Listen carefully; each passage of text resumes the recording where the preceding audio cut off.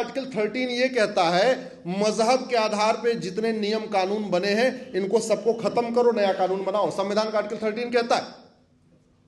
तो कायदे से, और आर्टिकल 13 ये भी कहता है कि जितने भी मजहबी का नियम कानून है वो सब 26 जनवरी 1950 को खत्म हो गए। तो अंग्रेजों वाला 1913 वाला वक्फ एक्ट भी खत्म हो गया। लेकिन 1954 में नेहरू जी ने एक महाघटिया वक्फ एक्ट बनाया। पहली बात तो आपको बता दूं, वक्फ का मतलब दान होता है। दान अपने पैसे से किया जाता है, दूसरों का चोरी करके किया जाता है क्या? आपको दान करना है, अपने जेब से पैसा निकालोगे, दूसरे की पॉकेट मारोगे? क्या करोगे? जोर से बोलो। आपको जमीन दान करनी है, अपनी पुश्तैनी जमीन दान करोगे, दूसरों की जमीन कब्जा करके दान करोगे? आपको गाड़ी दान करना है, कोई कार दान करनी है, एम्बुलेंस दान करनी है, अपनी एम्बुलेंस करोगे या दूसरों को चोरी करके कर दोगे? अपनी करोगे। शासन का एक नियम होता है कि जैसे शासन ट्रांसफर होता है, पूरा का पूरा मालिकाना हक नए शासन को चला जाता है। तो जब अंग्रेज चले गए, मुगल चले गए, तो सारी संपत्तियों का, जो निजी संपत्तियां थी प्राइवेट, तो चलो वो तो उनकी हो गई, लेकिन जितनी सार्वजनिक संपत्तियां थी उसका कस्टोडियन कौन हुआ? केंद्र सरकार। भाई मुगल गार्डन किसके पास आया? केंद्र सरकार। संसद का मालिक कौन? केंद्र सरकार।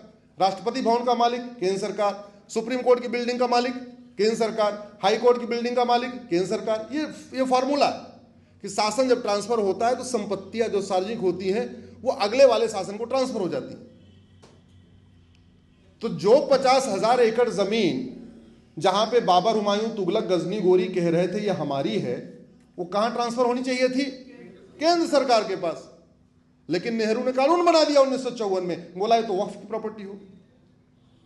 चलो उस समय भी केवल 50,000 एकड़ थी। इंदिरा गांधी ने उसको और मजबूत कर दिया, फिर जमीन बढ़ना शुरू हो गई। राजीव गांधी ने और मजबूत किया उस कानून को, फिर जमीन बढ़ना शुरू हो गई। और 1995 आते आते 2.5 लाख और बढ़ गई, टोटल हो गई 3 लाख। फिर 1995 में खतरनाक कानून बनाया, पुराने वाले को वापस, नया कानून। वो कानून इतना खतरनाक था, उससे तेजी के साथ जमीन बढ़ना शुरू हो गई। लगभग उसमें 4 लाख जमीन और बढ़ गई। तो कितनी जमीन हो गई? 7। फिर 2013 में और खतरनाक कानून बनाया और फिर हो गई 10 लाख। 10 लाख एकड़ जमीन। आप कभी क्षेत्र के हिसाब से अगर देशों का तुलना करेंगे तो दुनिया के 50 देशों का क्षेत्रफल 10 लाख एकड़ से कम है। सिंगापुर का क्षेत्रफल 5 लाख एकड़ है, 3 लाख एकड़ है, यानी 3 सिंगापुर बन जाएंगे भारत में वक्फ बोर्ड के ऊपर। मॉरिशस 5 लाख एकड़ है, 2 मॉरिशस बन जाएंगे जहां जितना वक्फ बोर्ड ने कब्जा करके रखा हुआ। ये जमीनें किसकी? ये खेल का मैदान, ऊसर जमीन, बंजर जमीन, हाईवे की जमीन, रेलवे की जमीन, आर्मी की जमीन, एयरपोर्ट की जमीन, बंदरगाहों की जमीन, पार्क, ये सब जमीनों पे कब्जा कर लिया इन्होंने। बड़ी सीधी सी बात है। जो सक्षम है वो बता नहीं रहे हैं कि हाँ हमारे पूर्वज ने कितना दान किया। भाई बुखारी साहब सक्षम है, तो अगर इनके पूर्वजों ने कोई दान किया तो इनको बताना चाहिए भाई हमारे पूर्वजों ने दान किया। मदनी साहब सक्षम है, संपन्न है, अगर उनके परिवार ने कोई दान किया हो तो उनको बताना चाहिए। ओवैसी साहब सक्षम है, अगर उनके परिवार ने कोई दान किया तो उनको बताना चाहिए। या सलमान खान, शाहरुख खान, सैफ अली खान सक्षम है, अगर उनके परिवार ने 1-2 बीघे दिया है तो उनको बताना चाहिए। बताने में कोई शर्म थोड़ी बात है। अरे बिरला जी तो बता के पूरे देश में बिरला मंदिर बनवाते हैं, पूरे देश में धर्मशाला बनवा रहे हैं। अग्रवाल समाज के लोग पूरे देश में अग्रवाल धर्मशाला बनाते हैं। माहेश्वरी समाज के लोग पूरे देश में धर्मशाला बनाते हैं। जैन समाज के लोग पूरे देश में जैन मंदिर बनाते हैं, धर्मशाला। इसमें शर्माने क्या बात? भाई हमारे पास है तो हम दान कर रहे हैं। देखिए हिंदू कन्वर्ट कौन हुआ था जानते हैं? जो जजिया नहीं दे पाया। वो इतना गरीब था कि जजिया नहीं दे पा रहा था, इसलिए वो कन्वर्ट हो गया। अब जो इतना गरीब था, जो जजिया नहीं दे पा रहा था, वो वक्फ जमीन कहां से दे देगा? क्या भाई दे सकता है क्या? नहीं। जो सक्षम है वो बता नहीं रहे, जो गरीब है वो दे नहीं सकते। जमीन आई कहां से? ये सारी जमीनें कब्जा की गई। और ये वक्फ कानून पूरी तरीके से संविधान विरोधी है। इसीलिए मैंने इसको 2020 में चैलेंज किया। 3-4 साल पहले इस कानून के ऊपर ज़्यादा चर्चा नहीं होती थी क्या? हमारा यही काम है, हम यही काम करने के लिए इंजीनियरिंग छोड़ के आ गए सुप्रीम कोर्ट, नहीं तो मैं मारुति में था। कांग्रेस ने मुगलों और अंग्रेजों के मिशन को बढ़ाने के लिए 50 से ज्यादा कानून बनाए हैं, उसमें से 25 कानूनों को मैं चैलेंज कर चुका हूं।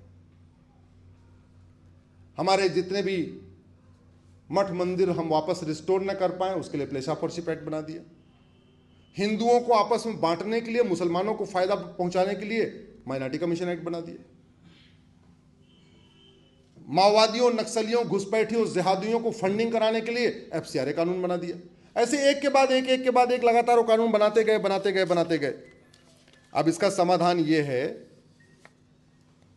कि भारत में मजहब के आधार पर सभी नियम कानून खत्म किए जाए। ये तब खत्म होंगे जब इसकी डिमांड होगी। डिमांड कौन करवाएगा, कैसे होगी? जब सबको पता होगा।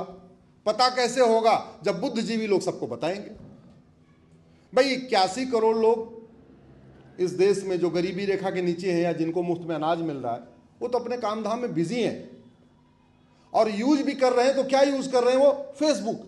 और वहां हम उनसे कनेक्ट ही नहीं कर रहे।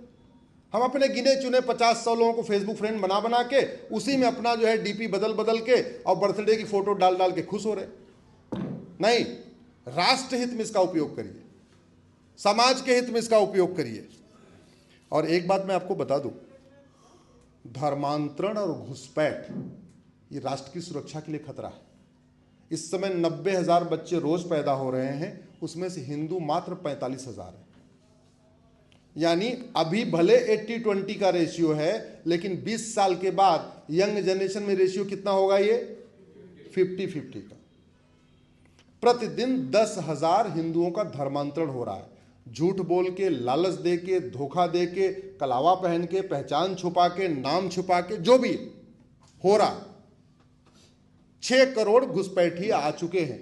ऑस्ट्रेलिया की जनसंख्या 2 करोड़ है और भारत में 6 करोड़ घुसपैठिए रहते हैं, यानी 3 ऑस्ट्रेलिया के बराबर भारत में घुसपैठिए रहते हैं। ये बात मैं जो डेटा बता रहा हूं मेरे सुप्रीम कोर्ट में दिया हुआ, मेरी पीआईएल चल रही घुसपैठियों के ऊपर। धर्मांतरण रोकने के लिए हमारे पूर्वजों ने कितना बलिदान किया। संभाजी महाराज अगर धर्मांतरण कर लेते तो राजा बने रहते। संभाजी महाराज ने धर्मांतरण नहीं किया, इसलिए उनको 39 दिन तड़पाया और 40वें दिन मारा। संभाजी महाराज ने धर्मांतरण नहीं किया, इसलिए 39 दिन तक उनको तड़पाया। पहले एक एक उनके नाखून उखाड़े गए, फिर उनकी एक एक उंगलियां काटी गई, फिर लास्ट में 39वें दिन उनकी दोनों आंख निकाली गई और 40वें दिन उनका गला काटा गया।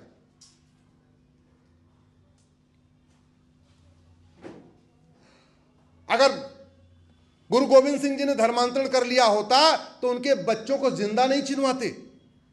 दिसंबर के महीने में बिना कपड़े के माता गुजरी देवी को पहाड़ के ऊपर खड़ा कर दिया ठंड के मारे। छोटे छोटे बच्चों को पहाड़ के ऊपर कर दिया, कंबल तक ओढ़ने के लिए नहीं दिया था। शीशगंज गुरुद्वारा कभी जाके जाइए, वहां पे शीशगंज गुरुद्वारा किस लिए बना? क्योंकि उन्होंने धर्मांतरण नहीं किया। तो ये बात हमें जन जन तक पहुंचानी है। धर्मांतरण को रोकना जरूरी है। कैसे रुकेगा? मैं बीमारी नहीं बताता, मैं दवाई बताता हूं। धर्मांतरण तब रुकेगा जब धर्मांतरण कराने वाले मिशनरियों, जिहादियों और उनके मददगारों, सफेद पोस्ट मददगारों जो धर्मांतरण कराते हैं, करवाते हैं, मैं पूरी जिम्मेदारी के साथ कह रहा हूं, पार्षद, प्रधान, सांसद, विधायक धर्मांतरण कराने वाले मिशनरियों और जिहादियों की मदद करते हैं। उनको बाहर से पैसा मिलता है, बाहर से उनको फंडिंग आती है। कुछ को हवाला के जरिए फंडिंग आती है, कुछ को जकात से फंडिंग आती है, कुछ को एफसीआरए से फंडिंग आती है।